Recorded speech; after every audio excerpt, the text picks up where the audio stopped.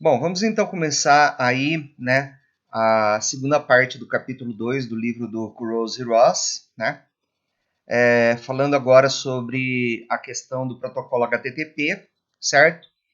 Lembrando sempre de inicialmente fazer essa nota de copyright aqui, dizendo que nós estamos utilizando os slides da oitava edição do livro, né? Esses slides eles foram publicados em 2000 no site dos autores e foram adaptados por mim para o português, ok? Então, sem mais delongas, vamos começar aí o tema da nossa aula. Vamos falar agora da World Wide Web, né, e do protocolo HTTP. Então, a partir de agora, até o final da aula, nós vamos falar somente desse assunto aqui. Por quê? Porque ele é um assunto bastante complexo, né? Não sei se vocês sabem, mas a sigla www significa World Wide Web, né? Então, grande T é global. Por que grande T é global? Né? Porque os documentos HTML, né? E HTML é uma linguagem de marcação, uma linguagem de markup, tá? Eles contêm links, tá? Ligações para outras páginas web ou para outros objetos web, né? Como uma teia de aranha. Então, quando você olha para uma teia de aranha, você tem um ponto na teia de aranha, esse ponto está ligado a vários outros pontos na teia de aranha, né? Então, vamos considerar que esse ponto é um documento. Então, as linhas que estão saindo desse ponto aí são ligações a outros documentos. Então, quando a gente navega, né, na internet usando o protocolo HTTP, que é o Hypertext Transfer Protocol, porque o documento HTML é um hipertexto. O que significa um hipertexto? É um texto que pode te direcionar para outros textos, tá? Então, ele é um hypertext, tá? Um hipertexto. Então, por isso que o browser, né, usa o protocolo HTTP, tá? E os documentos HTML são hipertextos, né? E essa junção de todos os documentos HTML da internet constitui o que a gente chama de teia, né, de documentos HTML, né? Então, grande teia global, ou seja, você pode, a partir de um documento, navegar para um outro documento, desse outro documento navegar para esse outro documento, e daí que vem o termo navegação web, tá? Porque na navegação web você utiliza o quê? Links para outros documentos, links para outros hipertextos, tá? E cada documento é um hipertexto, tá certo? Então, é muito inteligente isso, porque o nosso cérebro é como se fosse um hipertexto, se você parar para pensar, né? Vamos imaginar o seguinte, né? Você tem, por exemplo, cachorro, né? O que é o cachorro, né? Você vai lá na Wikipedia. É um animal doméstico, é, cujo nome científico agora eu não lembro, tá? Mas, por exemplo, se fosse um gato, seria Felis catus, né? Cujo nome científico o gato é o quê? É um animal doméstico cujo nome científico é Felis catus. Ele pode ser criado em cativeiro, existem vários tipos de gatos, aí ele vai citar os nomes dos gatos. Aí, para cada espécie de gato diferente, ele vai ter um link para aquela espécie, aí você clica no link, você vai numa outra página da Wikipedia que descreve como que é aquela outra espécie de gato, ou seja, né? Então, o nosso cérebro ele tem vários conceitos, né? E você é capaz de explicar cada um desses conceitos. Então, o nosso cérebro é como se fosse um hipertexto, né? Então, é muito inteligente, eu considero muito inteligente essa abordagem, né? Que foi um pesquisador, que nós vamos ver o nome daqui a pouco, que criou, né? Essa abordagem de um documento poder redirecionar para outro documento, né? E a gente tem uma teia de documentos aí, né? Nosso cérebro parece que é alguma coisa similar a isso, né? Porque os neurônios um se conecta com o outro, né?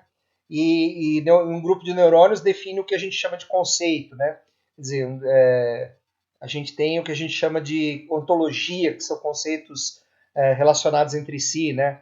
Por exemplo, a gente tem lá caixão, funeral, cemitério, defunto, né? Para dar um exemplo, tá? Não que eu goste desse exemplo, mas um exemplo que me veio à cabeça agora, né? Então, essas palavras elas estão relacionadas entre si, elas formam o que a gente chama de ontologia, né? Então, novas aplicações web, elas são desenvolvidas todos os dias, né? É, então, a primeira aplicação web que surgiu, né? Aí, ó, o nome do cara aqui, ó, que inventou o World Wide Web, o Berners-Lee, tá? Ele inventou o HTTP em 1994, tá? Eu acho que nessa época esse cara trabalhava no CERN, né? Que é onde tem o LHC, o Large Hadron Collider, né? E eu acredito que ele fez isso daí para melhorar a comunicação na equipe, alguma coisa desse tipo. Eu considero esse cara um gênio, né? Ele criou, ele praticamente deu origem à internet, porque antes do HTTP, né, a internet ela era muito limitada a aplicações militares, né, a poucos computadores. A partir do surgimento do HTTP, né, e dos browsers, né, eu lembro que o primeiro browser que eu utilizei foi o Netscape, numa estação Sun, né. Então, a partir do surgimento dos browsers e do HTTP, houve uma explosão na internet, né. Então, outro tipo de aplicação também tem o FTP, que é outro protocolo, tá? Diferente do HTTP. Você tem os protocolos IMAP e SMTP para envio e recebimento de e-mails, né? Você tem o serviço de diretório, que é o DNS, Domain Name System, né? O Domain Name System é um exemplo de protocolo da camada de aplicação, tá? Mas que faz parte do núcleo da rede. Por quê? Porque ele traduz o nome que você digita lá na linha de nomes do browser, né? Que é a URL, né? Uniform Resource Identifier, tá? Então você digita lá www.google.com. O DNS vai traduzir esse nome www.google.com para o endereço IP, tá? Então ele vai fazer a conversão do nome para o endereço IP. É muito difícil você imaginar a internet hoje sem esse serviço, sem o serviço de DNS, né? Então esse serviço de diretório ele é implementado na camada de aplicação, mas ele é um serviço considerado essencial, ele é um serviço do núcleo da rede, tá? E aplicações web, você pode falar também aplicações peer-to-peer, como BitTorrent, Napster, né? Enfim, a gente já vem discutindo isso daí, tá? Bom, primeiramente uma revisão rápida, né? As páginas web consistem de objetos, né? Quando eu falo objeto, eu falo um arquivo HTML, uma figura JPEG, um arquivo .mp3, um arquivo .mp4, tá?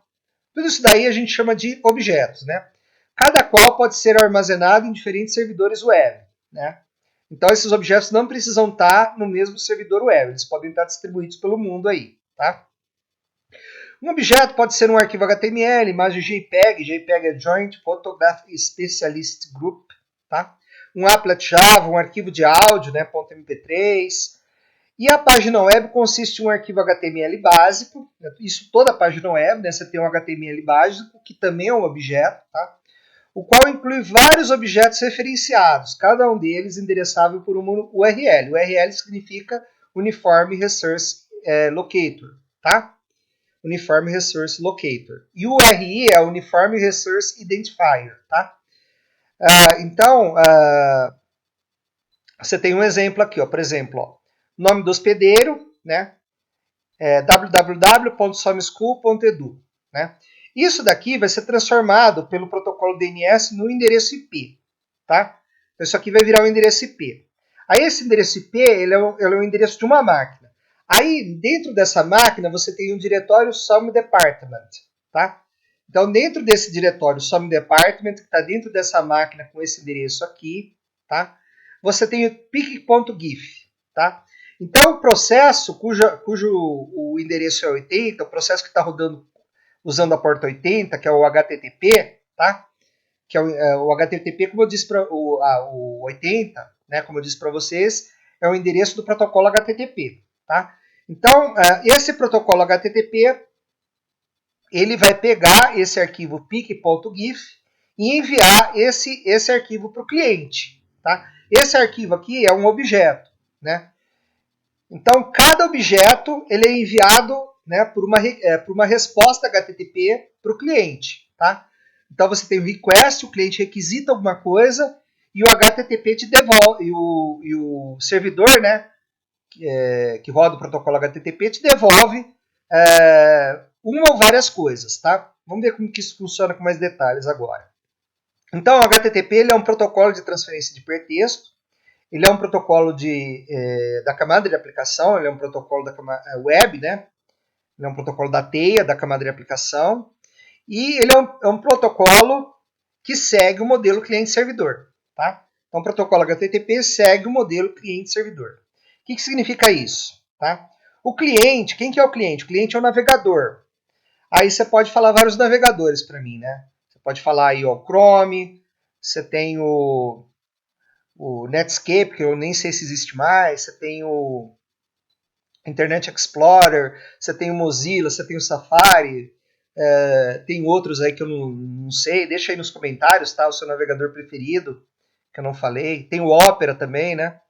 Então o navegador, ele requisita ou recebe objetos web, tá? Então, ou ele está requisitando, ele está fazendo um request para o servidor, fazendo uma requisição para o servidor pedindo um objeto, né?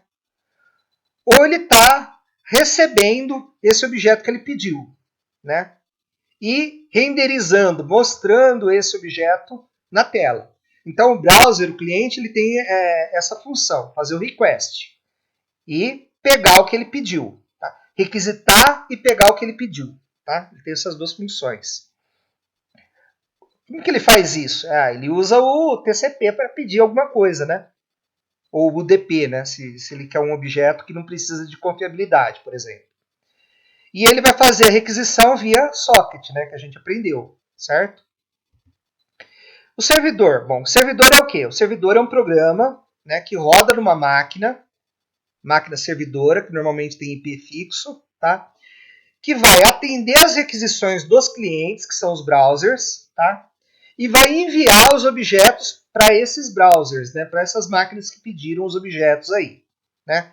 Em resposta às requisições que foram feitas, tá? Então vamos lá. Eu tenho um PC rodando o browser Firefox, um browser que eu não falei aí. E aí você tem um servidor aqui rodando o Microsoft IIS, né? Internet Information Service, tá? Serviço de Informação Internet. Isso daqui é o servidor web da Microsoft, tá? Aí você tem o servidor web Apache também, que tem port para Linux, para FreeBSD, enfim. Você tem o servidor aqui rodando um desses dois servidores webs aqui, tá? Você tem uma máquina rodando um desses dois servidores webs aqui. E aí você tem um PC rodando Firefox e um iPhone rodando Safari, por exemplo. Quem que vai iniciar a requisição HTTP? Tá? O request. É um desses dois browsers, tá? Então, ó, esse PC aqui ele fez um request, ele fez uma requisição HTTP. O servidor mandou uma resposta HTTP, certo? O que contém nessa resposta? Contém o objeto que ele pediu, tá? Então, se ele pediu, por exemplo, uma página HTML, ele vai mandar o quê? Uma página HTML para ele. Se ele pediu um arquivo JPEG, ele vai mandar um arquivo JPEG para ele, tá? O iPhone, ele vai fazer a mesma coisa. Ele vai fazer uma requisição HTTP e o servidor vai mandar o quê? Uma resposta HTTP com o objeto pedido, tá? Então, professor, quer dizer então que se eu, por exemplo, tenho uma página HTML que ela tem um MP3 dentro dela, né, um arquivo .mp3, né, uma referência para um arquivo .mp3 e uma referência para uma foto JPEG, né, por exemplo, ele vai ter que fazer 3 requisições, né, uma para a página, uma para o arquivo MP3 e outra para a foto JPEG, né, JPEG, que eu tenho lá na página. Em princípio sim, tá? Então, veja, né, o HTTP ele usa o TCP. Né? Então, o cliente inicia a conexão TCP. O cliente que eu estou falando, vamos pensar que é o browser. Tá? O browser internamente, no código-fonte dele, ele vai criar uma conexão TCP, ele vai criar um socket para o servidor, né? O servidor também é HTTP, tá? Usando a porta 80, porque a porta 80 é a porta usada pelo protocolo HTTP. Tá? Então, essa porta é default. Todo mundo que usar HTTP vai usar a porta 80, tá? O servidor ele vai fazer o quê? Ele vai aceitar a conexão TCP do cliente, tá? E aí, mensagens HTTP, mensagens do protocolo da camada de aplicação, são trocadas entre o browser, cliente, né, o cliente HTTP, e o servidor web, que é o servidor HTTP. Quando não houverem mais mensagens para serem trocadas, e aí há várias formas de acontecer isso, por exemplo, o cliente vai lá, o usuário vai lá e fecha o cliente, fecha o browser, né? Então eu sou o usuário lá, eu fecho o Firefox. Uai, não tem por que a conexão TCP continuar aberta, porque eu fechei o aplicativo, eu fechei o meu browser, né? Então a conexão TCP é fechada, tá? Outra forma, por exemplo, eu acesso uma página lá, ele carrega a página inteira, carrega todos os objetos da página e fica ocioso, né? Não tem por que eu manter a conexão TCP aberta. Então, nesse caso assim de timeout também, a conexão TCP ela é fechada, tá? Então, são casos aí em que você fecha a conexão TCP, né? Quem que fecha a conexão TCP? É o sistema operacional, não é o sistema operacional que cria o socket a partir da API de socket. Então é o sistema operacional também que vai fechar via socket, né, via API de socket aí a conexão, tá? A conexão você pode pensar como sendo o socket, propriamente dito, tá? O HTTP ele é um protocolo sem estado, tá? O servidor web, tá? Ele não mantém nenhuma informação sobre as requisições passadas de clientes, tá? Então, além do mais, protocolos que mantêm estados, eles são complicados, né? Porque eles têm que guardar toda a história passada, tudo que o usuário fez, tá? O protocolo ele tem que guardar. Né? Imagina a complexidade disso, né? Então, se o servidor ou cliente quebra, né? Suas visualizações de estado podem ser inconsistentes, né? Então, você precisa reconciliar essas visualizações aí, né? O que estava sendo visto, né? Em que momento estava sendo visto, tá? Então isso daí torna o protocolo complicado. Então, por exemplo, se o cliente, né, ou, por exemplo, se a rede ficar indisponível no meio de uma requisição HTTP e a sua página não for carregada totalmente, a única forma de você visualizar essa página é carregando ela novamente, tá? Por quê? Porque o protocolo HTTP, ele não tem estado, ele não sabe onde você parou de carregar a página, tá? Então você tem que carregar a página inteira de novo, tá? Ah, tem como colocar estado? Tem. A gente vai ver que a partir de cookies, tá? A gente consegue manter na máquina cliente e também no servidor o estado da conexão HTTP. Mas isso daqui a pouco a gente vai falar, tá? Então, vamos falar sobre os detalhes. Né? O HTTP não precisa se preocupar com a perda de mensagens, tá? Então, por exemplo, se você manda uma mensagem HTTP usando um socket TCP, quem vai fazer a entrega dessa mensagem é o TCP. Você que é a aplicação que usou o serviço do TCP, que usou o socket TCP, você nem vai se preocupar se essa mensagem vai chegar inteira ou não. Ou ela chega inteira ou ela não chega, tá? Por isso que a gente fala que o TCP é um serviço confiável. Ou ele vai te entregar a mensagem inteira, tá? Íntegra, sem erro, sem corrupção, sem nada, ou ele não vai entregar nada. Por quê? Porque caiu a conexão, porque a máquina do outro lado travou, sei lá, né? O browser coloca a mensagem, tá? Request no socket, na porta 80, tá? Então o que tem no socket? Tem o endereço da máquina e tem a porta, tá? E recebe o reply intact no socket também, pelo socket, né? Pela porta 80, tá? O servidor recebe a mensagem do socket e envia a resposta para o socket. Então, o servidor ele recebe na porta 80 e envia o reply e envia a resposta também na porta 80. Tá? Se o cliente pedir o mesmo objeto duas vezes, o servidor não responderá dizendo que acabou de enviar o arquivo. Não.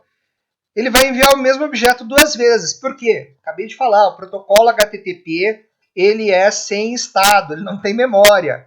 Tá? Inclusive me veio à mente agora que eu estava lendo o livro, estava lendo um livro de neurociência, né? Cognitive Neuroscience, The Biology of the Mind, né? Em que esse livro aí tinha uma mulher, né, que ela tinha um problema, descreve, né, uma mulher que ela tinha um problema de memória de curto prazo, né? Então existe uma região do cérebro que guarda a memória de curto prazo e essa região não funcionava direito nessa mulher. Então ela estava no meio da consulta com o médico saía para tomar uma água ou tomar um café ou falar com alguém e quando ele voltava a mulher cumprimentava ele de novo porque ela achava que a consulta tinha começado novamente, né? Então, né, é a mesma coisa com o protocolo HTTP. Ele não sabe o ponto que você parou, tá?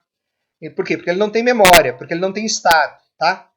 O que é o estado de um programa, né? Quando você fala, por exemplo, do estado de uma máquina de Turing, né? É o conjunto das variáveis que aquele programa está usando, tá? Certo? Então, o conjunto das variáveis define o estado do programa, né? O HTTP ele não tem nenhuma variável interna para guardar onde ele parou a comunicação. Então, ele é um protocolo sem estado, sem memória, tá? Então, no caso de uma requisição com 6 objetos, veja, a página web que você está pedindo, ela conta como objeto, tá? Então, o que são os 6 objetos? São a página web em si e mais 5 links para outros objetos, tá? Então, podemos abrir 6 conexões TCP ou usar a mesma conexão TCP para buscar a página e os 5 objetos.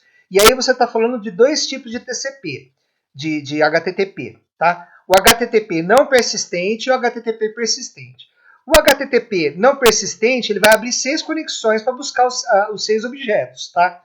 Então, ele vai abrir uma conexão TCP para cada objeto. Já o HTTP persistente, ele não vai fazer isso, tá? Ele vai abrir uma única conexão TCP, vai mandar todos os objetos que o cliente pediu por essa conexão TCP e depois vai fechar a conexão. Então, vamos ver. Então, no HTTP não persistente, você tem uma conexão TCP aberta e pelo menos um objeto enviado pela conexão TCP. E aí a conexão TCP é fechada. Então, você abre a conexão, pega o que você quer, fecha a conexão. Abre a conexão, pega o que você quer, fecha a conexão. Isso é ruim? É ruim, tá? Porque isso sobrecarrega o servidor. Porque quando você abre uma conexão TCP, o protocolo HTTP ele não tem variáveis, mas o protocolo TCP tem, tá? Então ele vai estar criando um monte de processos TCP na memória, tá? E esses processos eles vão ter variáveis, eles vão consumir memória. Então isso é ruim, sobrecarrega o servidor, tá? Então, fazer o download de múltiplos objetos requer múltiplas conexões e isso sobrecarrega o servidor web, tá? No HTTP persistente, não. Você tem uma conexão TCP aberta para um servidor, múltiplos objetos podem ser enviados por uma única conexão TCP entre o cliente e aquele servidor, e no final essa única conexão TCP ela é fechada, tá? Então vamos ver aqui um exemplo de HTTP não persistente, tá? Então você entra, o usuário digita lá no browser deles, www.someschool.edu. Quando ele digita isso daqui, o protocolo DNS transforma esse negócio aqui, ó, esse www.someschool.edu, ele vai transformar isso aqui no endereço IP. Como que isso vai acontecer? A gente vai falar numa próxima aula, tá? Mas isso daqui vai virar um endereço IP, então fica na sua cabeça aqui, ele vai virar um endereço IP, tá? E ele vai pedir, usando esse endereço IP juntamente com a porta 80, o que está em /somedepartment home.index, tá? Aí, essa página web aqui, esse home.index.html aqui, contém o texto HTML, né, mais referência para 10 imagens JPEG, tá? Então, quantas conexões ele vai ter que fazer? Quantas conexões TCP ele vai ter que fazer? 11, né? Uma para pegar a página e mais 10 para pegar as 10 imagens, tá? Então, olha só, como é que ele vai funcionar. Então, vamos ver nesse exemplo como que funciona o HTTP não persistente, tá? Então, o usuário ele vai digitar lá no browser dele, né, www.someschool.edu /somedepartment /some-home.index, tá? Então, o que vai acontecer? Né? O protocolo DNS, tá, que é um protocolo também da camada de aplicação, vai traduzir isso daqui para um endereço IP, né? Então, o DNS ele vai, a partir desse nome aqui, obter o endereço IP dessa máquina aqui, que é a máquina servidora, tá? Então, essa aqui é a máquina cliente, ela vai fazer ela vai mandar um pedido de conexão HTTP, né, para essa máquina aqui, servidora. Então, esse cliente vai fazer um pedido de conexão HTTP para essa máquina aqui, que é a máquina servidora, tá? Então, o que vai ser enviado nesse pedido de conexão HTTP? Vai ser enviado o endereço da máquina, né? Então isso daqui vai enviar o endereço da máquina e o número da porta, que vai ser 80, porque a porta 80 é a porta default aí para o protocolo HTTP. Né? Então o que vai acontecer inicialmente? Né? A tradução disso daqui para o endereço IP via DNS, tá? e um pedido de conexão dessa máquina aqui com essa daqui, usando a porta 80.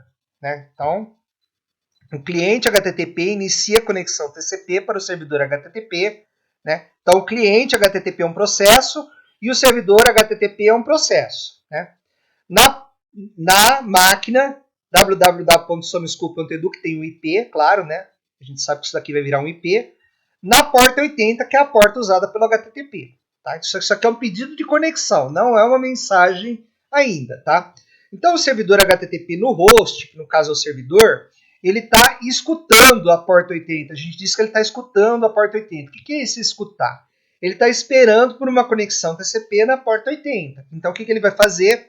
Ele vai aceitar essa conexão na porta 80 e notificar o cliente que ele aceitou a conexão. Beleza, né? Aí o cliente, ele viu, opa, o servidor aceitou minha conexão, eu vou pedir alguma coisa para ele. Então ele vai fazer vai mandar, né, uma mensagem de requisição, uma mensagem de request, tá? O HTTP é baseado em request reply, então ele vai mandar uma mensagem de request, tá? O servidor HTTP recebe a mensagem de requisição e ele vai formar a mensagem de resposta contendo o objeto requisitado e envia a mensagem no seu socket. Né? Então, quando aconteceu a conexão aqui, aconteceu a criação de um socket, tanto no cliente quanto no servidor.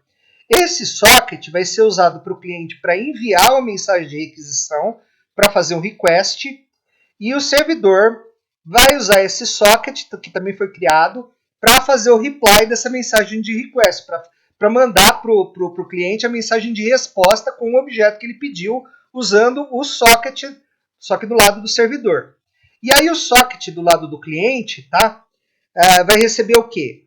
Vai receber o home.index, que é o arquivo que ele pediu. Né? Então, esse home.index é um objeto que foi enviado do servidor para o cliente. Tá? Muito bem. Aí no home.index, tá? Vai ter o quê? Vai ter um arquivo JPEG, né? A gente falou que no texto home.index tem 10 imagens JPEG. Eu vou ter que pedir cada uma delas, né? Então, aí, como o HTTP é não persistente, a conexão vai ser fechada. Por quê? Porque eu já dei para o cliente aquilo que ele pediu, que é a página HTML, né? Então, o cliente recebe a mensagem de resposta contendo o arquivo HTML, faz o display HTML e vai fazer o parsing do arquivo HTML. Vai encontrar 10 objetos .jpeg referenciados. E aí, o que ele vai ter que fazer? Para cada um desses 10 objetos, ele vai ter que fazer tudo de novo. Ele vai ter que criar uma nova conexão TCP, né? Pedir para criar uma nova conexão TCP, pedir cada um desses objetos e depois esperar o servidor fechar cada uma dessas 10 conexões TCP que foram abertas nele. Tá? Então veja que isso daqui é meio chatinho. Né? Então, o protocolo HTTP, né, HTTP, que é definido pela RFC, você sabe o que é RFC, né? Request for Comments, tá? É um documento escrito por engenheiros aí, né?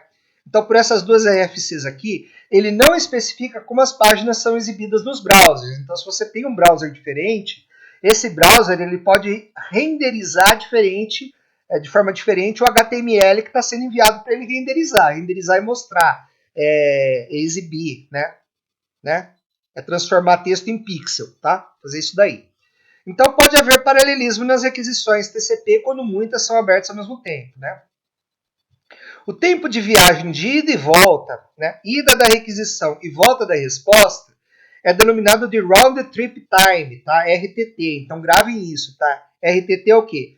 É o tempo entre você fazer a requisição HTTP e você obter a resposta à sua requisição HTTP, tá? O Round Trip Time inclui todos os atrasos possíveis descritos no capítulo 1. Lembra que a gente falou sobre os possíveis atrasos que podem acontecer na internet? A gente tem uma aula só sobre isso, então se você não conhece esses atrasos, clica aí na aula que você vai saber quais são eles, tá? Muito bem. E no HTTP não persistente, né? Como é que funciona esse tempo, né? É o tempo para um pacote pequeno viajar do cliente para o servidor ida e volta, né? Então você inicia a conexão, né? Aquela mensagem de início de conexão que a gente falou lá, né? Inicia a conexão, né? O servidor web, ele aceita a sua conexão, manda a resposta aqui dizendo que aceitou. Esse tempo de ida, de pedido de conexão para a resposta do aceite da conexão, é chamado de RTT, Round Trip Time. Aí, ele vai fazer um request, tá? O request, né? Vai fazer um request aqui para o servidor, o cliente vai fazer um request para o servidor. Então, ele faz o request aqui. Aí, você tem um tempo para o servidor mandar o arquivo, que é esse tempo aqui. Só que esse tempo para o arquivo viajar pela rede, ele não é contabilizado, né? O tempo contabilizado é o tempo entre você fazer a requisição e obter o primeiro byte da resposta. Isso daqui é o RTT, tá? Então aqui a gente tem o request, aqui a gente tem o reply do servidor enviando o arquivo, tá? E o RTT é o tempo entre você fazer a requisição e obter o primeiro byte da sua resposta, tá?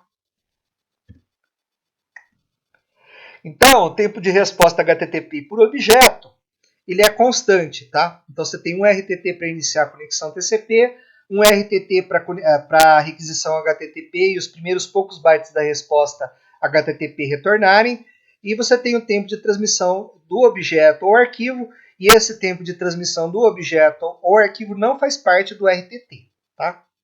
São tempos diferentes aí, ok? Então, o tempo de resposta HTTP não persistente, né, é 2 RTT mais o tempo de transmissão do arquivo nesse caso aqui. Então, quanto mais arquivos você tiver, né, mais RTTs você vai ter. Né? Quer dizer, quanto mais conexões TCP você tiver que fazer, mais você vai ter, mais RTTs você vai ter. Você vai ter um RTT por conexão. Tá? Então isso daí também atrasa, né? Uma coisa ineficiente aí que atrasa o envio dos arquivos ou dos objetos, tá? HTTP. Como é que você contorna isso, né? Você contorna isso com HTTP persistente, tá? Então o HTTP não persistente ele requer 2 RTTs por objeto, né? Porque ele tem que abrir e fechar a conexão para cada objeto que ele pede, tá?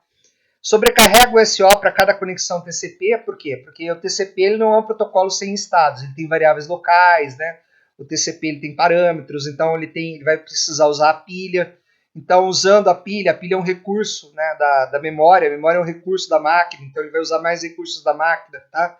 Os browsers frequentemente abrem múltiplas conexões TCP paralelas para buscar objetos referenciados em paralelo, então isso também sobrecarrega o processador, tá? Então, o HTTP não persistente é ruim, tá? E o HTTP persistente, que é o HTTP 1.1, aqui a gente está falando do HTTP 1.0. E o HTTP 1.1? O servidor ele deixa a conexão aberta depois de enviar a resposta. Então, as mensagens HTTP subsequentes entre o mesmo cliente e servidor são enviadas sob conexão aberta. Então, o cliente envia requisições assim que ele encontra o objeto referenciado e vai enviando para cada objeto referenciado uma requisição, um request, tá? Menos que um RTT para todos os objetos referenciados são enviados, tá? Então você vai precisar de menos que um RTT para todos os objetos referenciados. Olha que maravilha, né? E o servidor ele vai terminar a conexão depois que você não tiver mais objetos para mandar, ou seja, depois de um certo tempo em que a conexão fique ociosa, né? Então, depois de um certo tempo, a conexão fica ociosa, porque você não tem mais nada para mandar, e aí o servidor ele vai fazer o quê? Ele vai lá e fecha a conexão TCP. Tá? Então, veja que o HTTP persistente ele é muito melhor. Né? Bom, então veja que no protocolo HTTP nós temos dois tipos de mensagem de requisição. Né? A gente tem a mensagem request, a mensagem de requisição do objeto, e a gente tem a resposta do servidor ou reply. Tá? Então, o protocolo HTTP é baseado no modelo Request Reply. Tá? Como é que é a mensagem de requisição HTTP? Ela é uma mensagem texto, ela é uma mensagem ASCII, tá? ASCII, American Standard Code for Information Interchange. Então, ela é uma mensagem legível por humanos, tá? Como que é essa mensagem? Essa mensagem ela tem uma linha de requisição, né? Que vai ser um dos comandos HTTP. Você tem vários comandos. Você tem o GET, você tem o POST, você tem o READ. A gente vai falar um pouquinho mais sobre esses comandos daqui a pouco. Então aqui foi uma requisição com comando do tipo get. Get o quê? Index.html. Usando que protocolo? HTTP 1.1. E aí você tem, para o próximo header, para a próxima mensagem, tá? O caractere /R, que é o caractere de retorno de carro, e o caractere /N, que é o caractere de alimentação de linha online feed, tá? Então /R, /N, tá? Então, esse daqui é o primeiro cabeçalho, tá? O cabeçalho do get, tá? E aí? Aí você tem, depois do comando get, tá? Você tem esses cabeçalhos aqui, ó. Você tem o cabeçalho host, tá? Que é o host para quem você está fazendo a requisição. Ué, mas isso aqui não foi mandado no socket, né? Por que eu preciso mandar também no HTML? Bom, é porque alguns caches usam isso aqui, tá? Aí você tem o browser que está pedindo a requisição, que é o Mozilla 5, tá? No Macintosh, tá? O texto é um texto HTML, né? A linguagem que você está mandando é em inglês, tá? Accept encoding, a página pode ser gzip, ela pode ser compactada, tá? E desinflada, né? Quer dizer, desinflada, né? Depois que ela chega, né? Se ela chegar compactada, você desinfla ela, né? Então /R, /N, né? A conexão é keep alive, né? Keep alive significa o quê? Significa que você vai manter a conexão aberta. Por quê? Porque você está usando o protocolo 1.1, HTTP 1.1. Se fosse connection close, tá? Você ia fechar a conexão TCP, tá? Aí você tem /R, /N e /R, /N de novo. Você tem dois enters aqui. Quando você tem dois enters, né? Significa que você terminou os campos cabeçalho, tá? Então, né? Você tem isso daqui é o request, a mensagem de request HTTP, a mensagem de requisição HTTP, tá? Ela tem o método, ela tem o objeto, ela informa vários cabeçalhos aqui, o cabeçalho do host, a linguagem, a codificação, a conexão, se é persistente ou não persistente. Então, tudo isso daqui faz parte da mensagem de requisição, a mensagem de request, tá? Então, o que você tem na mensagem de request? O método, né? Aí você tem um espaço a URL, aí você tem um espaço a versão do protocolo, return line feed, tá? Isso aqui é a linha de requisição. Aí depois da linha de requisição você tem as linhas de cabeçalho. Cada cabeçalho tem sua linha, né? Então você pode ter várias linhas aqui, ó. Isso aqui é uma linha de cabeçalho, isso aqui é uma linha de cabeçalho, isso é uma linha de cabeçalho, cabeçalho, cabeçalho, cabeçalho. E aqui terminaram os cabeçalhos, né? Então quando terminar os cabeçalhos você tem return line feed, e aí depois você tem o corpo do objeto que você pediu, tá? Aqui é uma figura extraída da penúltima versão do livro aí, tá? E aqui o corpo do objeto que você pediu, tá? Bom, quais são os métodos que você pode usar numa requisição HTTP, né? Quais são os comandos que você pode usar numa requisição HTTP? Você tem o método POST, né? Nesse método, por exemplo, esse método é usado quando você manda formulários, tá?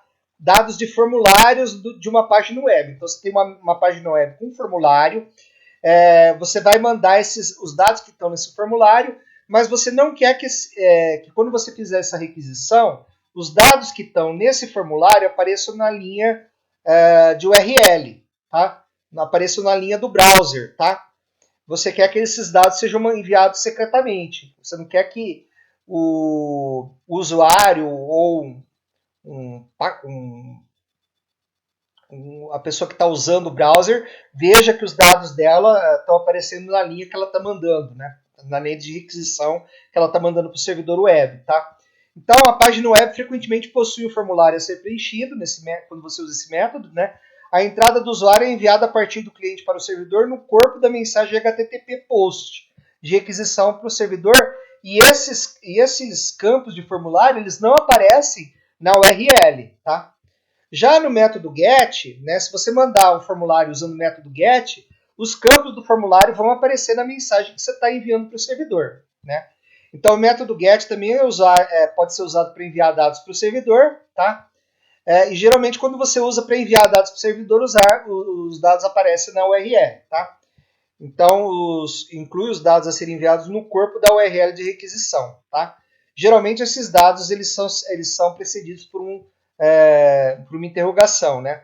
Então, por exemplo, você quer fazer uma pesquisa em somesite.com, animal search, aí que animal você quer pesquisar? Aí a interrogação. Monkeys e banana. Né? Então, você quer pesquisar essas duas palavras-chave, monkeys e banana. Então, observa que essas duas palavras-chave, monkeys e banana, tá? Que elas estão no formulário, elas vão aparecer quando você enviar o formulário, né, para o servidor web. Tá? Então, essas palavras vão aparecer.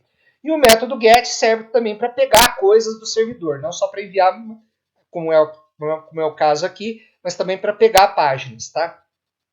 Aí você tem o método head, né, que pede só os cabeçalhos, né, e aí a URL que podem ser retornados se a URL for solicitada com uma mensagem HTTP GET, né.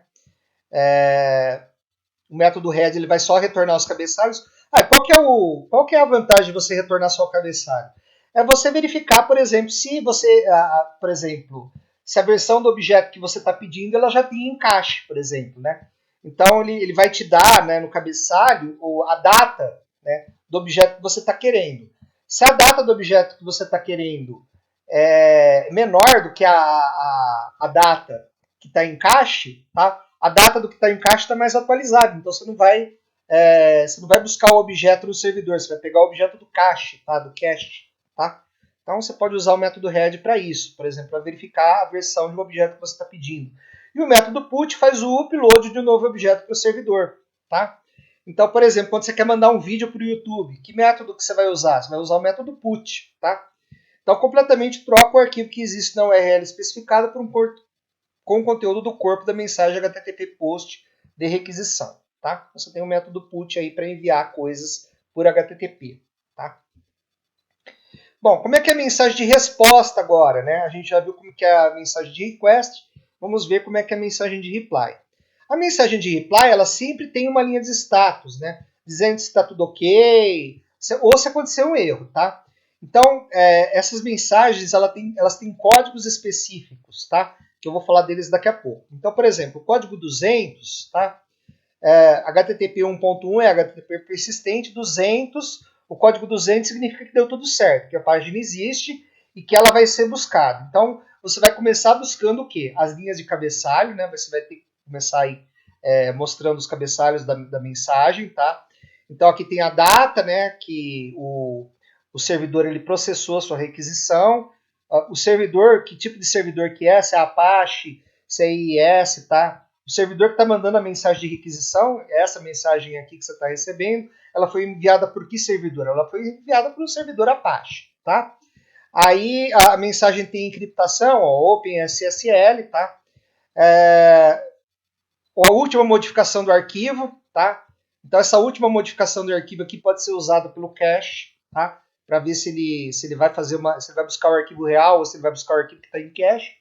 E o tamanho da mensagem em bytes, tá? Então content length aqui é o tamanho da mensagem que vai no corpo do HTTP em bytes, tá? Muito bem.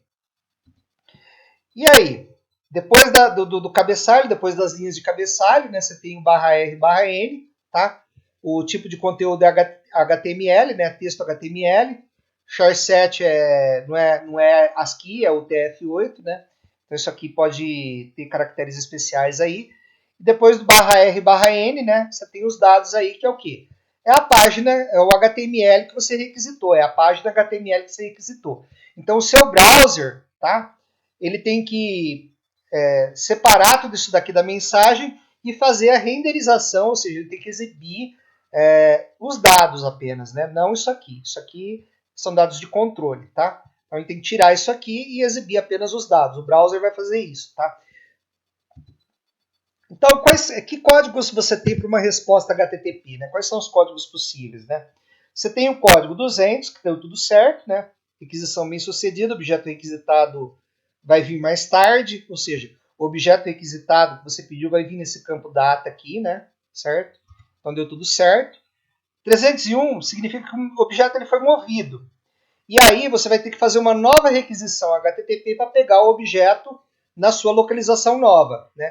Então o browser, quando ele recebe o 301, ele faz automaticamente uma nova requisição HTTP para, né, pegar o objeto mais tarde nessa nova localização. Tá? 400 significa que o servidor ele não entendeu a sua requisição HTTP. Você colocou algum caractere aí que ele não entendeu, algum comando que ele não entendeu, então foi uma requisição ruim aí, tá? Lembrando que os comandos são read, são put, né, get e post, né? Você tem 4 comandos aí. Se você colocar um comando que não seja esse, você vai ter uma bad request, uma requisição ruim, tá? 404 é muito comum, alguém já deve ter visto isso em um browser, né? Tentou buscar um documento e aí apareceu na tela 404, não encontrado. Isso aqui é um erro comum quando que você está procurando não existe no servidor, tá? E 505 significa que a versão HTTP, né, que você está usando não é suportada no browser, né? Por exemplo, HTTP, vamos chutar aqui 2.0, né? Não tem HTTP 2.0 no servidor web. Então ele vai te retornar o erro 505, tá? Então aí tem o formato da mensagem, tá? Então você tem o que? A linha de estado, né? Que é a versão do protocolo, código de estado, que é um desses códigos aqui, tá? Você tem a frase, tá? KRH return line feed. Aí você tem os campos de cabeçalho, que vem na resposta HTTP. Vocês viram esses campos aqui, né? Isso aqui são campos de cabeçalho, tá? O que mais? Né? E finalmente você tem KRH return line feed 2 vezes aqui, né? Aqui e aqui, para indicar que terminaram os cabeçalhos. E o corpo da entidade que você pediu, o corpo do objeto propriamente dito que você pediu na requisição HTTP. Então, se for um arquivo HTML, é o texto HTML. Se for um JPEG, por exemplo, são os bytes da figura da figura JPEG que você está pedindo, tá? Então, aqui são os bytes do objeto que você pediu, tá? Eles vêm na resposta HTTP que o servidor ele vai te mandar, tá? Bom, vamos falar um pouquinho sobre o cache HTTP da rede, né? O cache HTTP da rede ele é diferente do cache local da máquina do usuário, tá? Porque geralmente você tem um cache local, né? Que são os arquivos internet temporários, né? Quem usa o Explorer sabe que você tem os arquivos temporários da internet aí no Internet Explorer. Quando você elimina esses arquivos temporários que ficam no cache local da máquina, você ganha um monte de espaço aí na sua máquina, tá? Isso daí é o cache local, né, que é o cache da máquina, tá? Agora você tem um cache também chamado de proxy, tá? Que é um cache da rede. E geralmente esse proxy ele fica no servidor internet, ele é um cache diferente do cache local da sua máquina, tá? Esse cache, além de armazenar objetos e comparar a data dos mesmos com a data dos objetos no servidor real, né? Para saber se eles foram atualizados, esse cache ainda ele pode fazer autenticação de usuários, né?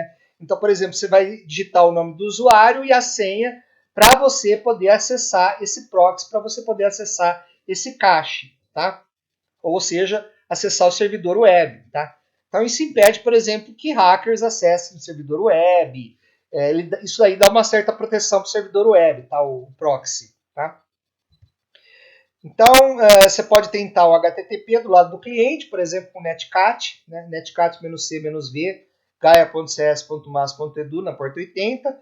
Isso daqui vai abrir uma conexão TCP na porta 80. Lembra que você precisa primeiro, né, abrir a conexão antes de você poder fazer, de você poder pedir alguma coisa, você tem que abrir uma conexão, tá? Beleza? Então, aí, se ele aceitar essa conexão, tá? Qualquer coisa que você digitar vai ser enviado para a porta 80 no endereço IP correspondente a esse nome aqui, tá? Então, por exemplo, se você digitar um get, né? Se você digitar essa linha aqui, ó, get, Kurose ROS, interactive barra index.php, http barra 1.1, né? Aí dá um enter, né? Lembra que depois de cada linha de cabeçalho você tem um KRH return line feed. Isso nada mais é do que um enter que você vai dar, né? Aí você vai digitar host, gaia.cs.mas.edu. Aí você dá outro KRH return line feed, ou seja, você dá outro enter. E aí você dá outro enter porque você precisa falar que terminaram os cabeçalhos, tá?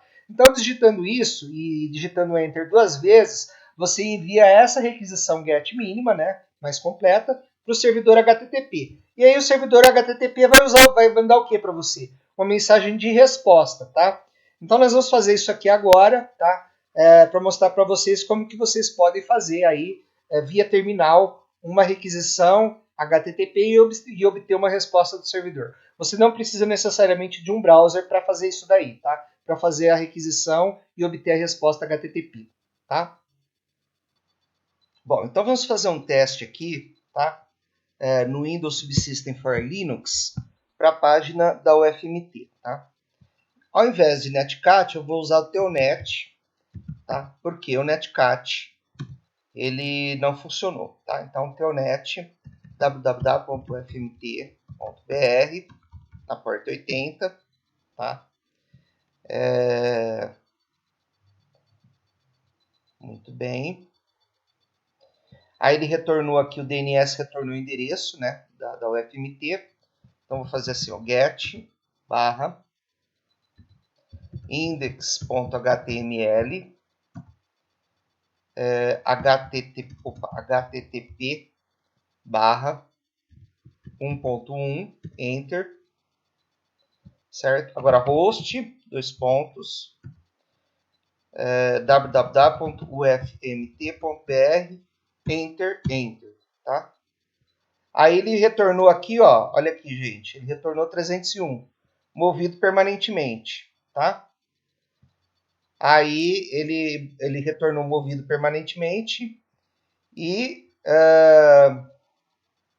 ele deu a localização aqui, HTTPS, tá vendo aqui, ó, do novo index, tá? O servidor aqui, veja bem, ó, aqui vocês podem ver as linhas de cabeçalho, ó, servidor, ó, NG-INX, que eu não conheço, tá? A data, né, que chegou a requisição no servidor, né? Isso aqui foi a resposta do servidor, observe que não foi 200, não foi OK, foi movido permanentemente, tá? Bom, vamos falar agora de cookies, né? O que é o cookie, né? A gente lembra, né, que o protocolo HTTP ele é um protocolo sem estado, né? Então, para manter o estado, né, do protocolo, o que os sites comerciais inventaram, né? Eles inventaram um negócio chamado cookies, né? A tradução de cookie é bolacha, né? Então, a RFC 6265 define para você o que são cookies. Então, os cookies eles permitem que os sites monitorem seus usuários, mas monitorar de que jeito? Por exemplo, os sites, né, a maioria dos sites web hoje, né, em browsers, que são os clientes, né, quer dizer, a maioria dos servidores web e os browsers clientes, né, browsers clientes é redundante, mas enfim, usam cookies para manter algum estado entre as transações, né? E o cookie ele tem 4 componentes, né? Ele tem uma linha de cabeçalho cookie da mensagem resposta HTTP, ele tem uma linha de cabeçalho do cookie na próxima mensagem HTTP de requisição, tá? E o arquivo cookie ele é mantido no hospedeiro, no host do usuário, né? E gerenciado pelo browser do usuário, né?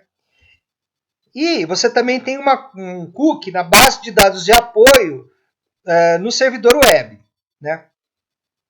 Então, quando você tem um cookie, você tem 4 coisas, né?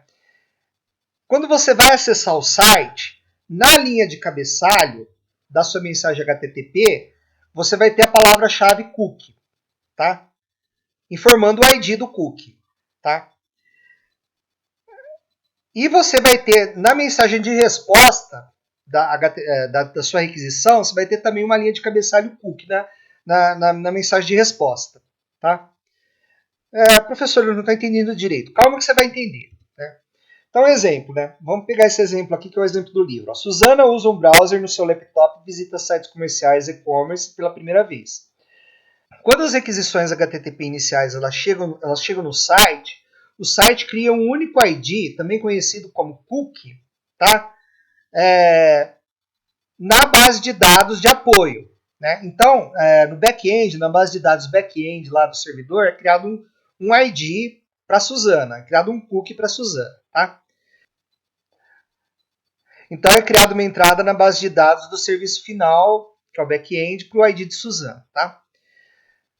O que vai acontecer? O servidor ele tem que mandar uma resposta HTTP. Por quê? Ele tem que mandar um reply, né? o request, né? A Suzana fez um request, o HTTP ele vai mandar o quê? Um reply para esse request.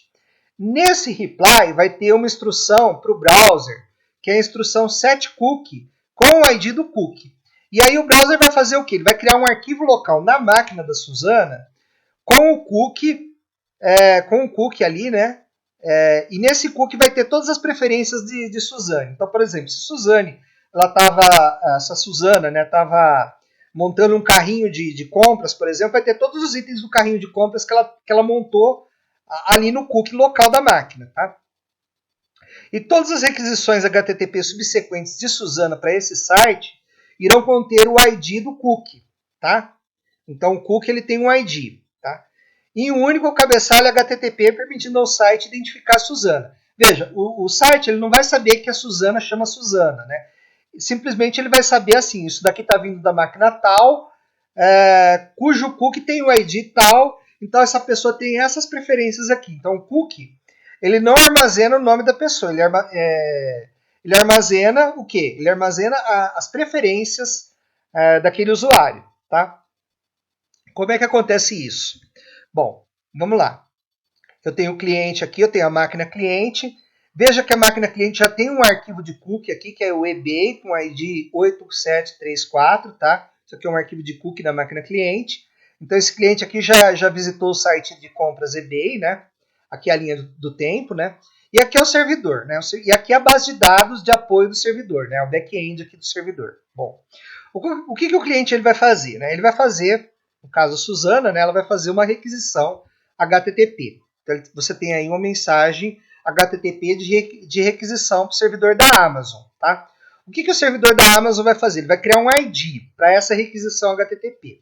Então ele vai criar o ID 1678 para o usuário Suzana. Ele não sabe que o usuário chama Suzana. O usuário poderia ter qualquer nome. Ele simplesmente criou um ID aí para identificar essa requisição HTTP que foi feita, tá? E vai concomitantemente criar na base de dados esse ID aqui com um determinado endereço IP, tá? Associado a ele e com algumas preferências também aí que, por exemplo, se a pessoa está montando um carrinho de compra, pode colocar o que a pessoa quer comprar aqui, beleza, né? Aí ele vai mandar o reply. Quando ele mandar o reply, tá? A mensagem de reply, ele vai mandar a mensagem de reply com um dos campos de cabeçalho, né? A gente viu agora há pouco que são campos de cabeçalho. Um dos campos de cabeçalho vai ser setCookie 1678. O que a máquina cliente da Suzana vai fazer? Ela vai criar um cookie, né, chamado Amazon com ID 1678, tá? E com os dados desse cookie também, armazenados aqui na máquina, tá? Beleza, aconteceu isso daí, né? Vamos supor que ela faz uma outra mensagem HTTP de requisição usual, né? No campo cabeçalho dessa mensagem vai estar o cookie, que vai identificar a Suzana, tá? Então, veja, né, que o que esse cookie 1678 vai fazer? Vai acessar o back-end e vai ver as preferências da Suzana, né? Então, essa é a ação específica do cookie no servidor, tá? Vai recuperar as preferências do usuário aí, né? Então, muitos sites você acessa na internet, ele fala, aviso sobre privacidade. Esse site utiliza cookies para melhorar a experiência com o usuário. Você aceita os cookies? Aí você vai lá, aceitar todos. O que ele faz? Ele vai criar na sua máquina os cookies lá, com as suas preferências, tá? E aí, né, quando ele mandar a mensagem HTTP de resposta, ele vai mandar uma mensagem HTTP de resposta usual, ou seja, não vai ter o setCookie, tá? Por quê? Porque você já setou o cookie, você já tem o cookie e esse cookie ele foi mandado quando você fez a requisição. Então ele não precisa vir na resposta. Por quê? Porque a máquina sua já sabe quem que é o cookie, porque foi ela que mandou o cookie para o servidor, tá? Ele não precisa vir na resposta, porque se ele viesse na resposta, ele iria gastar a largura de banda desnecessariamente. Você já mandou ele na requisição, tá certo? Beleza. Aí 6 meses depois, esse mesmo usuário aí, Suzana, né? Uma semana mais tarde, ela vai acessar o servidor da Amazon, né? Então ela vai mandar o quê? Ela vai mandar a mensagem, da mensagem HTTP, ela vai mandar cookie de novo, igual essa daqui, ó, tá? Ela vai mandar o número do cookie e qual que vai ser a ação do cookie? Vai ser recuperar na base de dados back-end do servidor as preferências do usuário, e aí o servidor ele vai mandar uma mensagem HTTP usual de resposta, aí, tá? Uma mensagem HTTP de resposta normal, tá? Então é para isso que serve um cookie, é dessa forma como os cookies funcionam, tá? Para que os cookies podem ser usados? Aí já vem o perigo, né? Por exemplo, autorização. Eu não sei se vocês, por exemplo, já digitaram lá www.gmail.com na máquina de vocês e ele não pediu usuário, ele não pediu senha, ele não pediu nada, entrou no Gmail entrou no seu Gmail lá, né? Por que ele entrou no seu Gmail direto? Porque ele usou um cookie que estava gravado na sua máquina com as informações com o seu nome e com a sua senha gravados ali na sua máquina, tá? Então ele entra direto aí na sua máquina. Aí você fala assim, professor, e se roubarem meu laptop? Bom, se roubarem seu laptop e você não tiver com senha na tela de entrada do seu laptop, ferrou, porque a pessoa que roubou seu laptop vai entrar no seu Gmail e vai ver lá se você tiver senha de banco guardada. Tem gente que faz isso, né? Guarda a senha de banco em arquivos do Gmail. A pessoa vai lá, pega a senha do seu banco sem dó e transfere dinheiro para ela, entendeu? Então não guardem senha de banco em mensagens de e-mail, principalmente do Gmail, tá? Porque pode acontecer isso aqui, você pode ter um cookie na sua máquina. Ou então você não, tipo assim, toda vez que você for sair do Gmail, você desloga. Quando você desloga do Gmail, ele mata o cookie, ele elimina o cookie que tem ali na sua máquina, tá? Outra coisa que eu falei, carrinhos de compra, por exemplo, o cookie vai guardar todos os itens que você quer comprar, né? Ou que você comprou. Recomendações baseadas naquilo que você comprou. Então você entra num site lá, aparece propaganda. Às vezes você às vezes você pesquisou lá calendário de outubro, né? Para você ver o calendário do mês de outubro lá, porque você quer saber que dia cai dia 28 de outubro, se é numa segunda ou se é numa terça, por exemplo, né? E aí o que acontece? O site web ele acha que isso daí, que você está procurando calendário para comprar. Então, a hora que você entra lá no site, ele faz, a gente sabe que esse calendário aqui te interessa, ele custa só R$60. Compre esse calendário da gente. Então ele faz uma recomendação baseada no quê? No cookie, tá? Estado da sessão do usuário, por exemplo, ele guarda o que eu falei para vocês, né? Além da autorização, né, de você logar, né, de você acessar direto um serviço que precisa de autorização, você pode guardar o estado da sessão, por exemplo, do seu e-mail, né, ou a página da web que você estava acessando quando, por exemplo, o browser, a internet caiu, né? Às vezes você fecha o browser e aí o browser te pergunta, você estava acessando algumas páginas, você quer que elas sejam reabertas? Por que o browser te pergunta se você quer que essas páginas sejam reabertas, né? Porque a hora que você fechou o browser, ele gravou um cookie na sua máquina com as páginas que estavam abertas, ou se você apertou Ctrl Alt Del e terminou o Windows aí, finalizou o Windows, você fechou o browser e aí antes de fechar o browser gravou um cookie ali para ele poder se lembrar, né? Enfim, tem esse tipo de coisa, tá? Bom, então desafio, né? Como manter o estado, né? Ou você guarda alguma coisa no emissor e no receptor como ponto final, né? Ó, eu estava baixando esse arquivo aqui por HTTP, por exemplo, e eu parei no meio, né? Então você guarda, coloca um checkpoint ali, grava esse checkpoint em algum arquivo do emissor, né? Para você saber que o emissor ele vai pegar o arquivo a partir daquele ponto, né? Ou através de cookies, né? Cookies são arquivos que ficam no emissor, né? No cliente, ou na base de dados, no back-end do receptor ou do servidor web, no caso, né?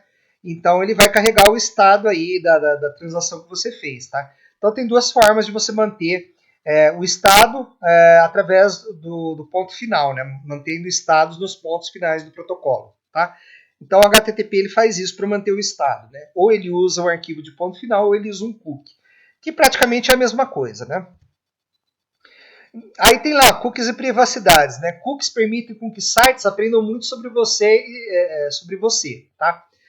Aquela história do calendário que eu falei para vocês, né? Você pesquisou um calendário ali porque você queria simplesmente saber se a data era segunda, se era terça, se era quarta, e o site achou que você está querendo comprar um calendário, aí ele vem e bota lá uma propaganda para você de calendário, tá? Então, e outra coisa, cookies persistentes, né? Eles podem ser compartilhados entre vários sites web, né? Então, por exemplo, um cookie que tem as suas preferências da Amazon, ele pode ser enviado para a eBay, e a eBay fica sabendo suas preferências também, tá? Então, determinados sites podem manter uma identidade comum, né, um ID comum aí para os cookies, né, um valor comum do cookie, tá? Então você pode estar sendo rastreado aí por múltiplos sites web, olha que coisa, né? Então todos os sites web que você entra, eles sabem aí o que você gosta, o que você não gosta, o que você procura, o que você não procura, enfim, né? Então o cookie de certa forma, tem autores que falam que o cookie ele invade sua privacidade, né? Então tem esse tipo de discussão aí, né?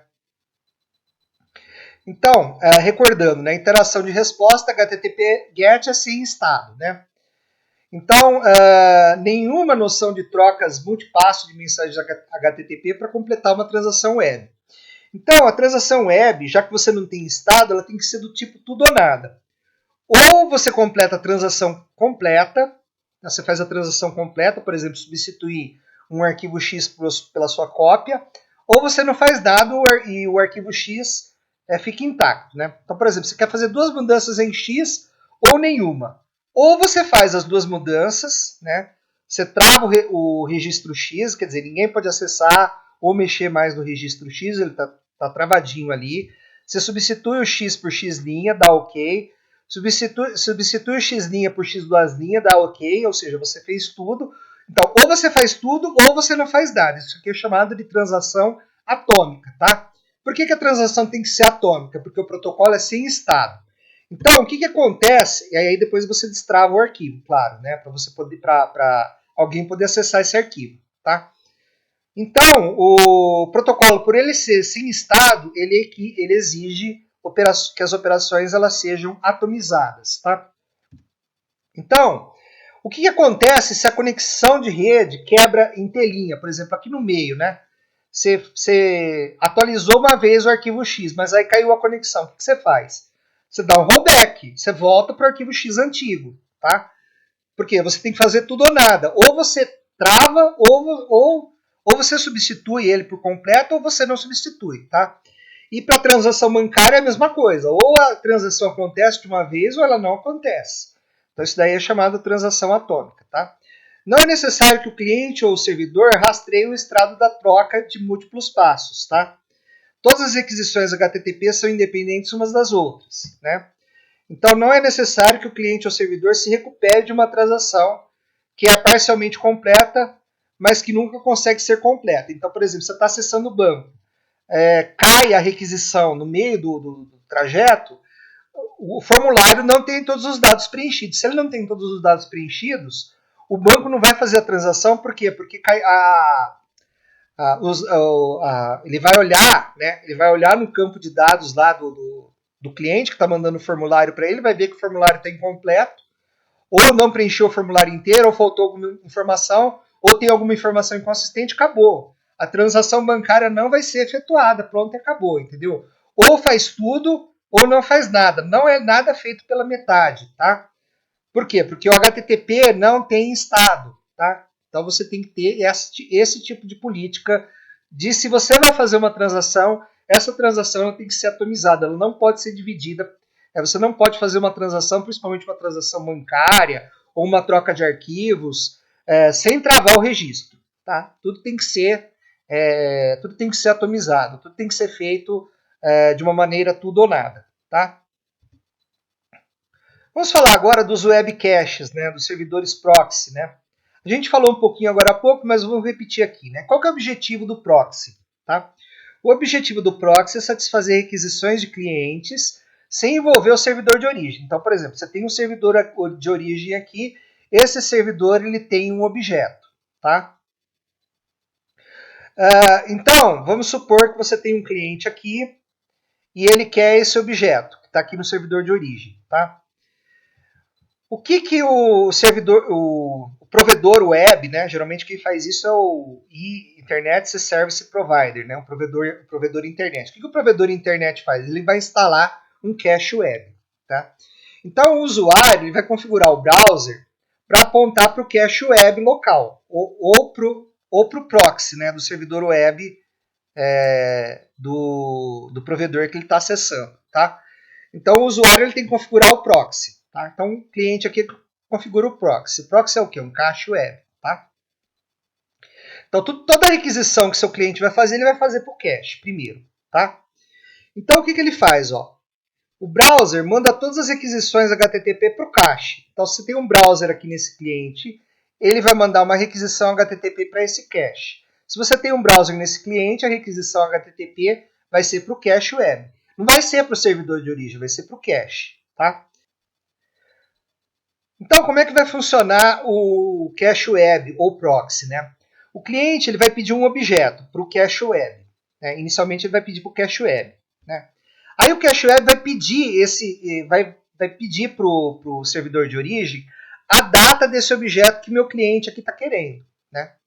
Se a data do objeto que meu cliente está querendo é maior, né, se for uma data mais atual do que a data do arquivo que eu tenho em cache, o que o cache vai fazer? Ele vai fazer uma requisição HTTP para o servidor de origem, buscar esse objeto, porque o meu objeto no cache está desatualizado, tá? Então eu vou ter que substituir o objeto que eu tenho no cache web por uma versão atualizada desse mesmo objeto, e em seguida mandar essa resposta para o meu cliente, certo? Então, se o objeto que eu estou querendo está desatualizado, como é que eu vou fazer isso? Eu vou fazer uma requisição para o servidor de origem. Então, eu sempre tenho que fazer uma requisição para o servidor de origem, tá? E aí, o servidor de origem ele vai mandar o objeto todo? Né? Depende, né? Se o objeto ele está atualizado, eu vou só dizer na resposta HTTP que ele está atualizado, acabou. Eu não tenho que mandar o objeto inteiro para o cache web, porque o objeto do cache web está atualizado. Então, se o cache web está atualizado, o cliente faz uma requisição HTTP e recebe uma resposta HTTP do cache. Né? Agora, se o objeto está desatualizado, o cliente faz uma requisição HTTP para o cache faz uma requisição HTTP para atualizar o objeto atualizado sobrescreve o objeto antigo que estava no cache, e aí o objeto atualizado é mandado para o cliente. Então, é dessa forma que funciona o cache web ou servidor proxy. Tá? Então, se o objeto está no cache, o cache retorna o objeto para o cliente. Se o objeto não está no cache, o cache requisita o objeto do servidor de origem. O cache recebe o objeto, então retorna o objeto para o cliente. Mas, como eu falei para você, o cache ele tem que checar a data do objeto. Então, ele tem que fazer sempre uma requisição HTTP para o servidor de origem para checar a data do objeto, tá? Para saber se ele está para saber se o objeto está atualizado. Eu não posso de forma nenhuma mandar um objeto desatualizado para o meu cliente ou para os meus clientes aqui, tá? Então, um cache web é ao mesmo tempo um cliente e um servidor. Por que ele é um cliente? Né? Porque, vamos lá de novo, ó, ele vai fazer uma requisição HTTP para o servidor de origem. Então, aqui ele está atuando como cliente, tá? Certo? E ele é um servidor. Por quê? Porque ele vai devolver uma resposta HTTP para o meu cliente aqui desse lado, tá? Geralmente, esses caches web eles são instalados nos ISPs, tá? E eles reduzem substancialmente o tráfego de rede de quaisquer instituições. Tá? Então, os caches web agem tanto como clientes quanto como servidores, né? Servidores para os clientes originais requisitantes e clientes para os servidores de origem dos dados requisitados. Tá? A gente já viu isso. Então, o servidor diz ao cache sobre a permissão de cacheamento no cabeçalho de resposta. Então ele vai dizer assim, ó, max age igual a second, né? Então ele tem um cache control que depois de sei lá, 100 segundos, o que acontece? Esse objeto some do cache, tá? Então, os arquivos que estão em cache, eles têm um tempo de vida, tá? Passou esse tempo de vida, eles têm que sumir do cache, independente de eles estarem atualizados ou não, tá? Então, além de eles estarem atualizados, eles têm que estar dentro do tempo de vida deles, tá? E se o cache control for no cache, significa que o objeto não está no cache, você vai ter que requisitar ele para o servidor de origem. Tá? Então, por que você usa cache web? Tá? Para reduzir o tempo de resposta da requisição do cliente. Tá? O cache ele é mais próximo do cliente, por isso ele vai ser mais rápido. Para reduzir o tráfego no link de acesso de uma instituição, né? No enlace de acesso de uma instituição. Né? E a internet ela é densa com caches, né? Então, ela habilita provedores de conteúdo pobres a fim de devolver conteúdo de maneira mais eficiente. Então, quando você acessa um link de um vídeo, você pode crer que esse vídeo, se for um vídeo recente de um canal com muita visualização no YouTube, por exemplo, você tem uma cópia em cache desse vídeo aí em algum lugar aí, tá? E você está acessando essa cópia aí, ok? Bom, então vamos ver aqui um exemplo de cache, né? Então a gente tem o seguinte cenário, né? A gente tem uma rede institucional aqui, na LAN, a gente tem uma LAN de gigabits per second, né? Ou seja, você pode colocar aqui, por exemplo, 100 megabits por segundo para você transmitir de um computador para o outro, tá? A gente vai supor aqui que a taxa de transmissão de um computador para o outro seja 100 megabits por segundo, tá? Que é a taxa Ethernet normal, tá? Mas o enlace aqui do campus, né, ele tem ele é de 15 megabits por segundo. Então você tem um gargalo aqui, né? Aqui você tem 100 megabits por segundo, aqui 15 megabits por segundo. Então o gargalo está aqui, ok? O RTT do roteador institucional para o servidor, né, para o servidor de internet aqui, em que o campus está conectado, tá? É de 2 segundos. O que é esse RTT? É o tempo para o pacote ir e voltar pela internet, né? É o tempo para você enviar um pacote, né, fazer o request e receber os primeiros bits da resposta, tá? Então, esse RTT, ele está valendo 2 segundos, tá? O tamanho do objeto que eu quero buscar é de 1000 kbits, ou seja, de 1 megabit, tá? Então, esse exemplo aqui é um exemplo que eu tirei do livro, tá? Não da versão mais nova, mas uma versão antiga do livro. Aí eu tirei esse exemplo aqui e refiz esse slide baseado nesse exemplo, tá? Então, a taxa de requisição média dos browsers para os servidores de origem, isso daqui também é arbitrário, tá? É de 15 requisições por segundo. Então, você tem o seguinte, ó. A taxa de acesso aqui é 15 megabits por segundo no enlace do campus para a internet pública, tá? Para a internet, né? Da rede institucional para a internet, o seu enlace é de 15 megabits por segundo. O round trip time, que é o tempo do request to reply, né, da requisição-resposta do HTTP, é 2 segundos, tá? O tamanho do objeto é 1 megabit. Então você está buscando um objeto que tem 1 megabit, né? A taxa de requisição dos browsers, vamos supor que os browsers estão buscando o mesmo objeto de 1 megabit. Então, a taxa de requisição dos browsers é de uma notícia que acabou de sair, então é 15 requisições por segundo. Ou seja, em média, 15 pessoas por segundo estão acessando esse objeto de 1 megabit, né? Aí você vai calcular duas coisas, ó, intensidade de tráfego na LAN, né? Quando você fala em intensidade de tráfego na LAN, é qual a porcentagem da largura de banda da LAN que você está usando nas suas requisições, né? Dentro do campus, não para sair do campus, mas dentro do campus, tá? Qual a porcentagem do enlace da LAN que você está usando, né? Dessa LAN aqui, né? Desses computadores aqui. Então esse cálculo é feito da seguinte forma: 15 requisições por segundo vezes 1 megabit por segundo por requisição, dividido por 100 megabits por segundo, que é a velocidade do cabo Ethernet. Isso te dá 15%. Então 15% da capacidade do enlace Ethernet está sendo utilizada no campus, tá? Isso daqui, se você for ver esse gráfico aqui, né? Eu vou mostrar o gráfico depois para vocês, mas se você for ver o gráfico da questão do enfileiramento, tá? E você calcular o valor do atraso por esse gráfico, vai te dar um atraso na faixa de microsegundos. Então, é um atraso desprezível, tá? A intensidade de tráfego no enlace de saída da instituição, por outro lado, né, é um gargalo. E esse gargalo ele tá valendo 1. Por quê? 15 requisições por segundo vezes 1 megabit por segundo por requisição, dividido por 15 megabits por segundo, que é a velocidade do enlace para você sair da internet do campus e ir para a internet do mundo, tá? É 1.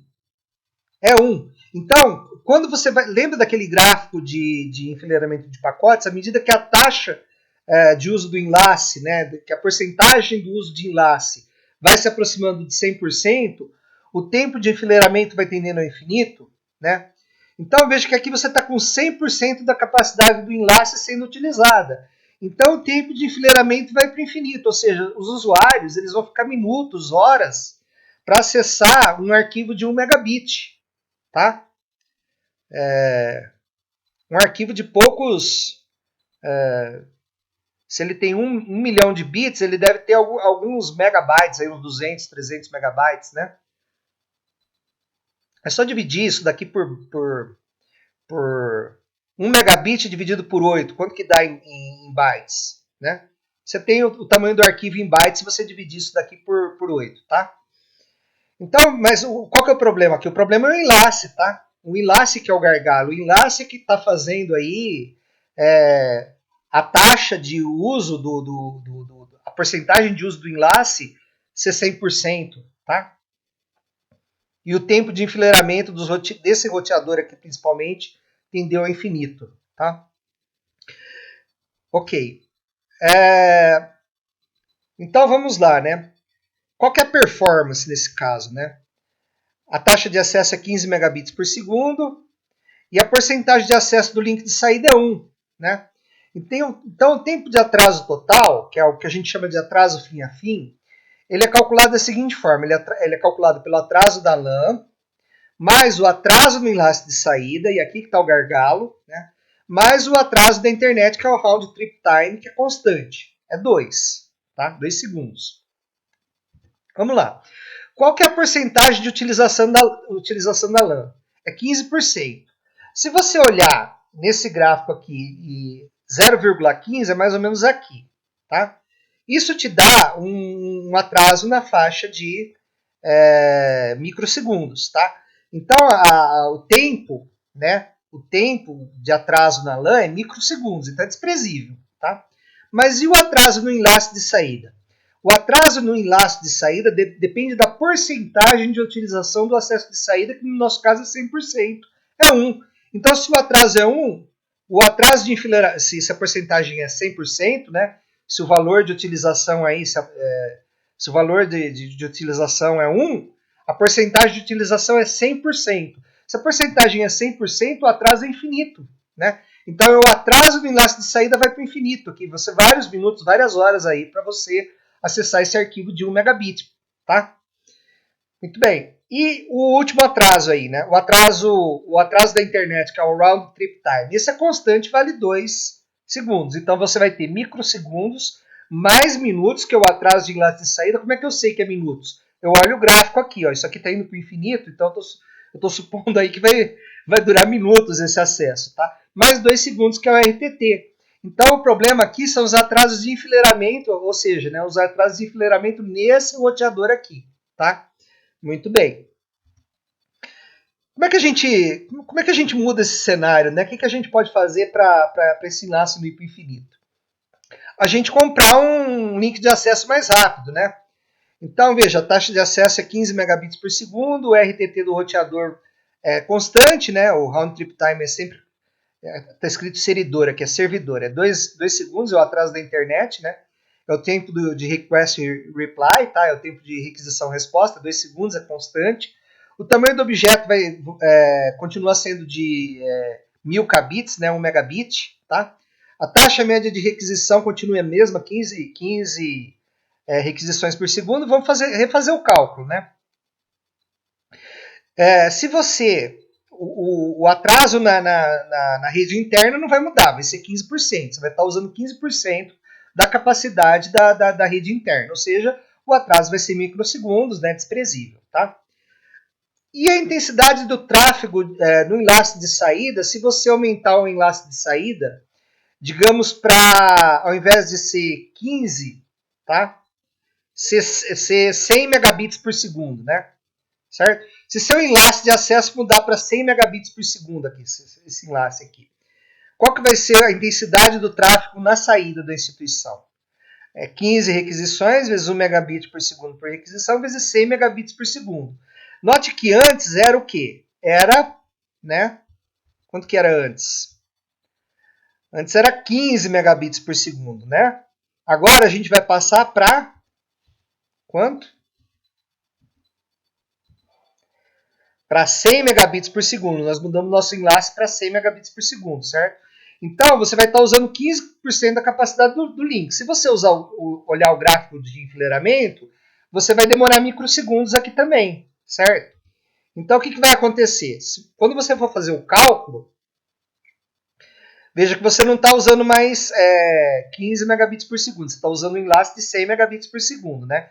Então, a porcentagem de uso do enlace caiu para 15%. E o tempo que estava sendo gargalo, aí, que estava sendo infinito, vai cair para microsegundos. Então, qual que vai ser o tempo aí que você vai gastar para fazer o acesso a esse arquivo de 1 megabit aí? O arquivo tem 1 megabit. Quanto tempo você vai gastar? Né? Você vai gastar. Nota que a taxa mudou para 100 megabits por segundo, certo? Se mudou a taxa aqui, vai mudar a taxa de utilização do link de saída. Não vai mais ser 100%. Vai ser quanto? Vai ser 0,15, tá? A porcentagem de utilização da LAN não vai mudar, vai continuar 0,15. Então, o atraso na LAN vai ser microsegundos e o atraso no enlace de acesso vai ser microsegundos também. O atraso internet, que é o round trip time, não vai mudar, vai continuar sendo 2 segundos. Então, você vai ter microsegundos, só que ao invés de minutos, né, você vai ter o quê? Milissegundos. Então, você vai ter aqui 2,12 segundos aqui, tá? Então, qual que é o problema disso aqui? Né? É o custo. O enlace de acesso é caro. Você aumentar a velocidade do enlace de acesso, aumentar a velocidade desse enlace aqui é caro, tá? É lógico que você otimiza aqui, né? O tempo passa de minutos para microsegundos, né?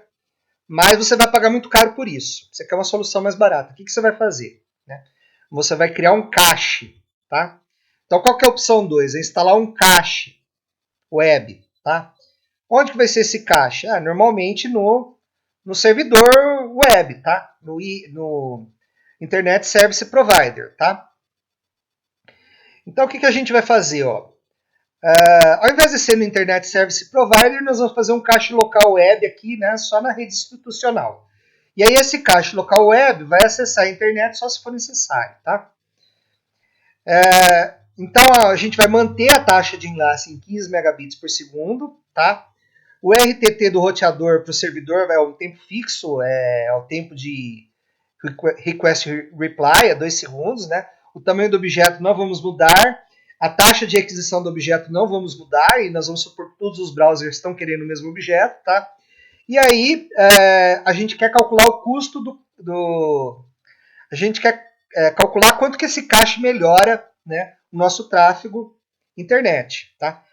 O custo, evidentemente, é barato, porque se instalar um cache local web, é só uma máquina que você vai ter que colocar mais aí no seu campus, né? Por mês é muito mais barato você comprar uma máquina e parcelar ele em 12 vezes do que você pagar 12 parcelas de um enlace de 100 megabits por segundo, com certeza, né? Então, o que você vai fazer aqui, ó? Né? A gente quer a taxa de utilização da LAN, a taxa de utilização do enlace de acesso e o atraso fim-a-fim. Como é que a gente vai calcular essa performance? Bom, primeira coisa, né, você tem que supor aí algumas coisas para você poder fazer esse cálculo, tá? Primeira coisa é a taxa de acerto do seu cache, tá? Então, para você computar a utilização do enlace e o atraso total, você tem que ter em mente o quê? A taxa de acerto do seu cache. Vamos supor que você acerta, quer dizer, que o objeto que você está procurando está no cache 40% das vezes, tá? Então, 40% das requisições são servidas pelo cache, com atraso baixo, da ordem de 10 milissegundos, até desprezível isso aqui, né? E 60% das vezes, o objeto que você está procurando ele não está no cache, tá? Então, a taxa para browser sobre o link de acesso de 15 megabits por segundo vai ser 0,6 vezes 15 megabits por segundo, 9 megabits por segundo. E aí a taxa de utilização do link de acesso, ou seja, a porcentagem com a qual você está usando o link de acesso é 60%, 0,6. 0,6, se você ver aquele gráfico de enfileiramento, vai te dar um atraso da ordem de milissegundos, né? Que gráfico, professor? Deixa eu achar aqui. É esse gráfico aqui, quer ver? Esse gráfico aqui, ó, tá? Então você coloca aqui, ó, 0,6 está mais ou menos aqui, ó, tá? E aí você usa esse gráfico para calcular o tempo. E aí, se você fazendo isso, calculando o tempo usando esse gráfico, tá? você vai ver que o atraso, quando você usa o cache, tá? O cache, é da ordem de milissegundos de atraso, tá? Tá. Mas qual que é o atraso total? É a média ponderada, tá? Então você vai ter aqui, ó, 0,6 vezes o atraso dos servidores de origem, quer dizer, servidor de origem é quando você usa esse link aqui para acessar. O tempo de acesso desse link aqui é, digamos, é o round trip time mais 10 milissegundos aqui. Então é 2.01, tá? Mais 0,4 vezes o atraso do cache. O atraso do cache é milissegundos, então 0,4 vezes 10 milissegundos. Fazendo essa conta aqui dá 1.246 segundos. Olha que coisa impressionante, gente. Você tem um atraso médio fim a fim menor do que com um link de 100 megabits por segundo e mais barato, né? Porque quando a gente calculou o atraso fim a fim com um link de 100 megabits por segundo, né? Com esse link aqui de 100 megabits por segundo, qual que foi o atraso fim a fim? Foi 2.12 segundos, tá? Né? Então, ó, a gente aumentou o enlace, né? A gente aumentou aqui a velocidade do enlace, o tempo, pelo fato de a gente estar usando 15% da largura de banda do enlace, caiu de minutos para milissegundos, tá? E você chegou num tempo aqui de 1.2 segundos, né? Por quê? Porque o round trip time aqui, ele é constante, então nunca vai ser menor que 2, tá? Porque você vai ter que sempre passar por esse enlace aqui para pegar alguma coisa na internet pública, então nunca vai ser menor que 2. Só que se você usa um cache, ele pode ser menor que 2. Por quê? Porque você vai acessar o objeto no cache. Então o seu tempo de acesso vai para 1.2 segundos, tá? Bom, espero que vocês tenham entendido aí. Se vocês não entenderam alguma coisa, deixa aí nos comentários que eu vou responder assim que possível, tá? E agora vamos falar do GET condicional. O que é o GET condicional, né? Você não vai enviar objeto se o cache tem uma versão atualizada nele, tá? Então você não tem o atraso de transmissão de objeto ou uso dos recursos da rede quando você usa o GET condicional. Como é que funciona isso, né? O cliente especifica a data da cópia no cache na requisição HTTP. Então, quando você vai fazer um HTTP para um servidor externo, tá? Você vai mandar essa linha de cabeçalho aqui, ó, if modified since, e aí a data da última modificação, certo? O que o servidor vai fazer? A resposta não contém o objeto, né? Ele vai te mandar uma resposta. O servidor ele sempre vai te mandar uma resposta. Mas essa resposta do servidor não vai conter o objeto se você tem uma cópia no cache e essa cópia está atualizada.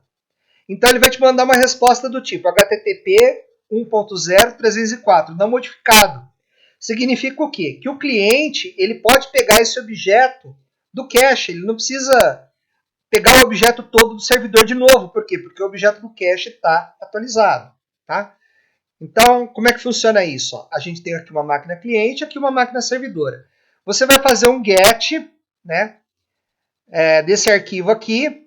Você vai colocar o host, né? Então isso aqui é uma HTTP request aqui, tá?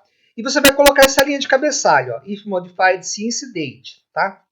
Aí o servidor olha e verifica, ó, o objeto não foi modificado antes da data que você passou aqui na linha de cabeçalho. O que ele vai fazer? Ele vai te retornar um 304, né? Ele vai retornar uma resposta HTTP que é 304, que no HTTP persistente 1.1 é não modificado, certo? O que o cliente faz? Ele vai acessar o cache, tá? Então ele vai acessar o cache. Agora, vamos supor que o objeto ele foi modificado depois da data. Bom, aí nesse caso, a resposta HTTP vai ser a resposta padrão, HTTP 1.0.200, por exemplo, né? Dizendo, ok, eu vou te mandar o objeto que você pediu e vai te mandar o objeto no campo data. Tá certo? Bom, então essa foi a aula de hoje, pessoal. Espero que vocês tenham gostado aí, tá? Se tiverem alguma dúvida, se tiverem algo que vocês não concordem, deixa aí nos comentários, tá? Então eu vou ficando por aqui. Um abraço a todos, né? Bons estudos aí e até a próxima aula.